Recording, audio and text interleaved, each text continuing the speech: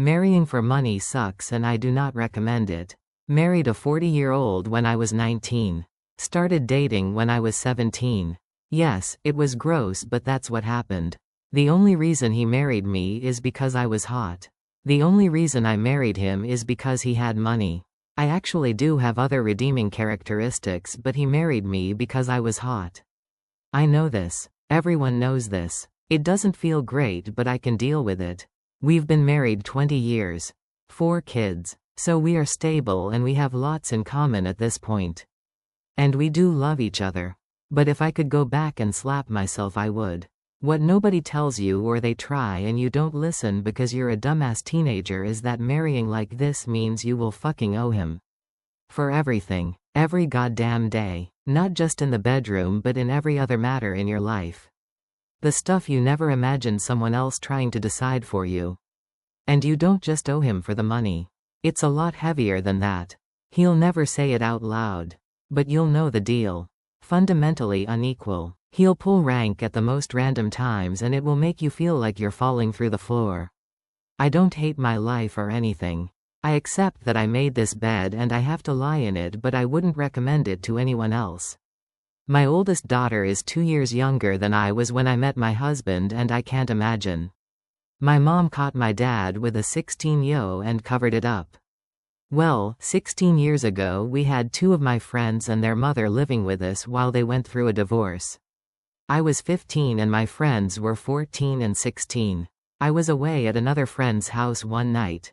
When I came back the following day, my mom told me she had kicked them out because the 16-yo tried to make a move on my dad.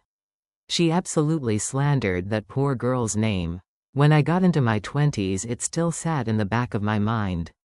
I just knew I didn't get the truth. So I reached out to the 16-yo, who was also now in her 20s. We met up and I got the true story. I could see the pain in her eyes. She said she'd been in therapy for years because of my father. That he did it in such a loving way, it really fucked her up. She told me they'd been drinking on the property, then went skinny dipping. All while my mother was in bed pregnant with my sister. They made their way into the house and upstairs, where eventually my mother walked in on them. I let her know I had her back if she ever decided to do anything about it. I am now in my 30s and recently became a mother, and it's all I've been able to think about. They still don't know that I know the truth. It's reawakened the rage in me. Especially all of the teenage rage they made me shove down for so long. Because if anyone did that to my daughter, or if I caught my husband in that situation, hell no. It was easy to shove down before because I learned from the best, my parents. But becoming a mother, especially to a daughter, I've never wanted someone to pay for something they've done so bad. I feel like if I brought it up to my mom, she would just get angry and talk shit. She'd probably say the past is the past and I need to let it go. That people can change, but I know he hasn't changed due to events over the recent years with his anger and control issues. He's a very big narcissist who believes he can do no wrong whatsoever. And my mother is so far up his ass. It makes me wonder if the 16-yo was his only victim. If she was, and if he's never done it again, would that be okay? Is this forgivable? Because I don't feel like it is. I want to tell the whole family, but I feel like they'd just downplay it and make me seem crazy. Cut me off and turn my siblings against me. They've done it before when I called them out on other things. So, here I am. Just needing to get it out, I guess.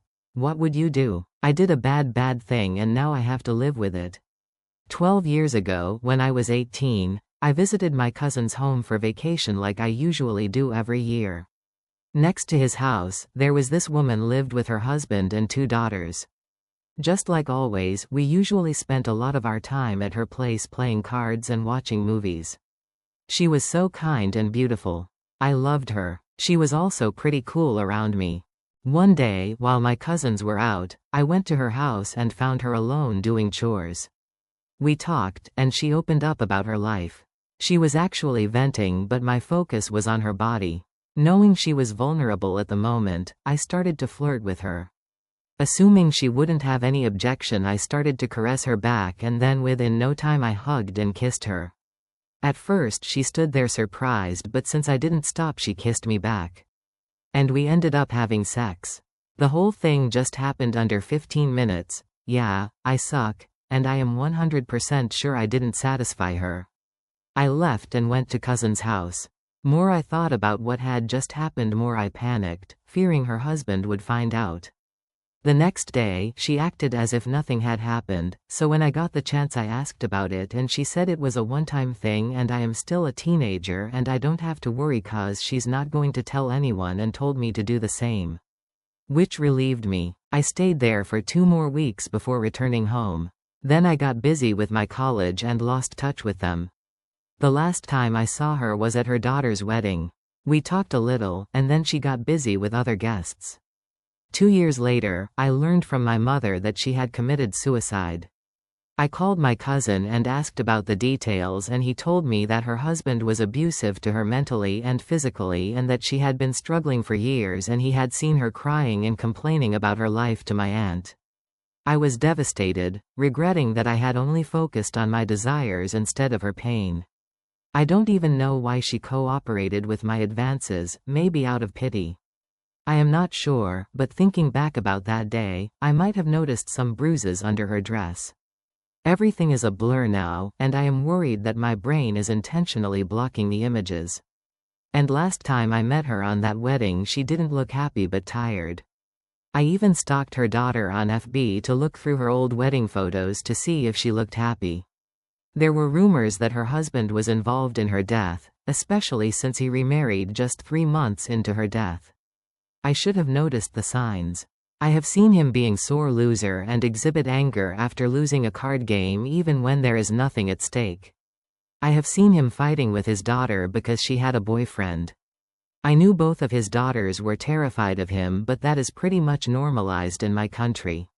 One time, he and I got into a political argument. I rebutted all his points, and he became so furious and serious that his wife had to intervene to protect me. But he was funny every other time and won't hesitate to spend money for food and other items when I am around. I should have done something. I don't know what, but something that would kept her alive. Her passing affected me deeply, leading me to shush during my college days. I've kept this secret for years, even from my present psychiatrist. I am ashamed of myself and I thought it is better to keep it hidden. I believed, I kinda got over it since it has been years and I left home and moved to Bahrain as part of my job. But now, her younger daughter sent me a request on Instagram which brought all those memories flooding back. It seems like I have to live with this guilt for the rest of my life. I just applied to be part of Lily Phillips' record-breaking attempt to sleep with 1,000 men in 24 hours. I just sent in my application to be part of Lily Phillips' attempt to sleep with 1,000 men in 24 hours. I mean, why not, right? Life's too short not to throw your cock out for something this wild. And to be part of a world record attempt is kinda cool. I don't even know if I'll make it to be one of the chosen one. And just imagining the logistics of this is kind of blowing my mind. Is this even physically possible? Hope I'll find out soon enough. Deep down I know it's wrong. I'm newly divorced and still horny as a teenager. So I couldn't resist applying. What do you guys think? Legendary stunt, or am I a part of something horrifying? I can't confess this to any of my friends or family. I've been sneaking out to fuck an old friend in his car for about a week. That's it basically. We're both 22, both live with our parents and pretty much got nowhere else to go but a country lane lay by. I used to love sneaking out as a teenager to get drunk, high and make bad decisions in an empty park in the middle of the night. It felt fun then. But this just feels a bit sad. I still live with my parents because I'm a student and can't afford to move out. I sneak out at night to smoke weed in the garden on my own on occasion, which is also pretty sad and gives me a similar sort of sting. I love my parents, but I don't think I'd ever be able to divulge everything about my life to them. I sneak about at night to avoid those conversations. I guess I'm just feeling slightly strange about my age and the passing of time and stuff. It feels like not much has changed since I was a teen. I have ADHD, medicated, so the impulsive decision-making stuff is still there. That's how this little fling started. Problem is, I live in a small town. He made his way around my friends slowly throughout the years, from serious relationships, to on-off relationships, to quickies and light petting at parties. It's like navigating a minefield, so I haven't told anyone yet. I really want to tell my old best friend, except he even managed to fuck her a couple years ago, so I don't know how to approach that confession. I reckon she'll probably find it hilarious as she's now a step-mom and has moved in with her BF's family, never had any feelings for him, and we joked about them doing it at the time. I just don't want to make anything awkward, though. And if your suggestion is to stop seeing him, nah, I'm good lol. I'm on our confession for a reason, not our advice. I just feel like with all this lying and sneaking about I have to confess to at least someone. Ultimately, I like this thing we've got going right now. We both have fun and he's incredibly skilled. I think there might still be a rush of doing something naughty too.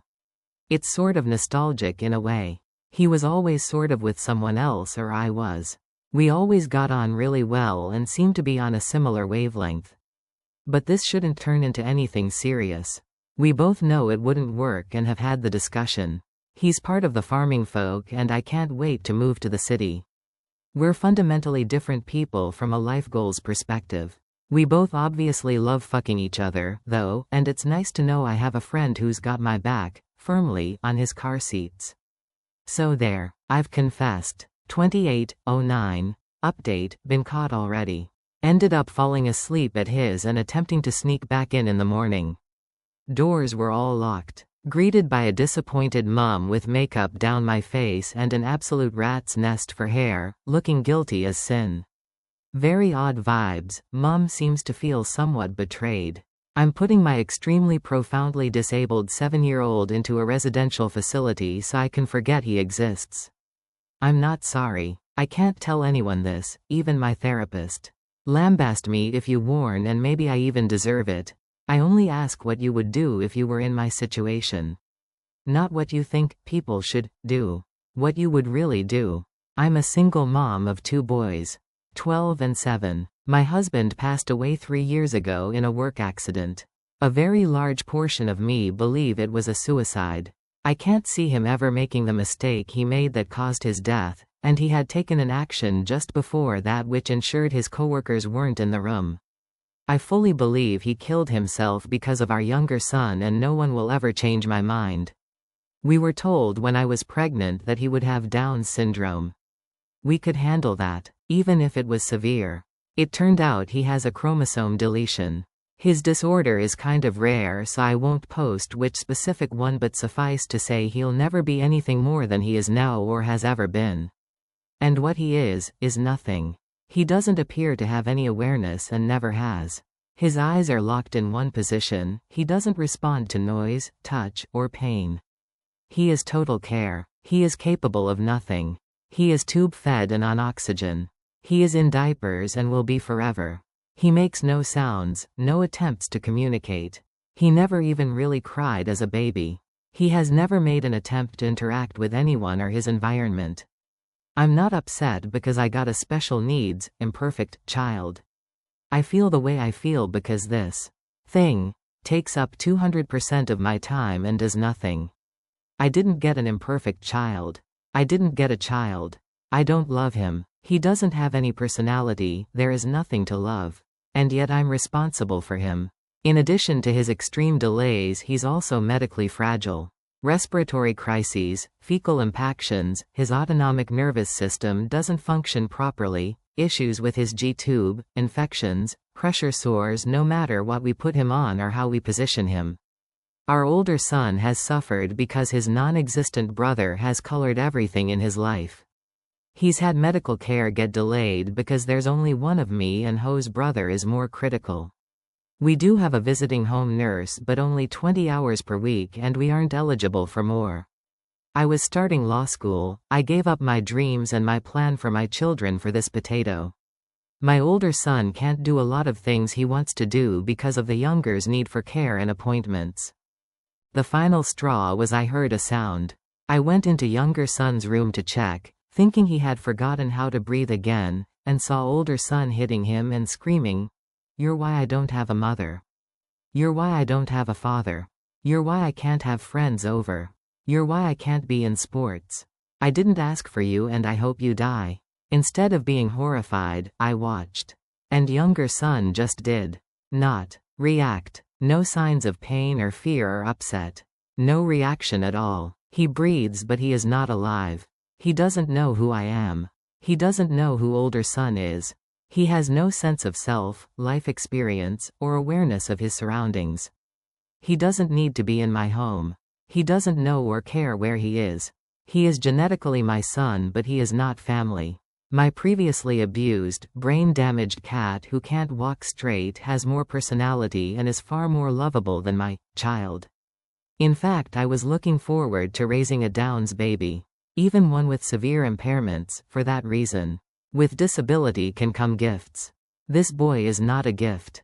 He is a genetic mistake I probably should have miscarried and would have definitely terminated if I'd known he would be like this. And the flip side is, if he has awareness, he's miserable. And there is nothing I can do.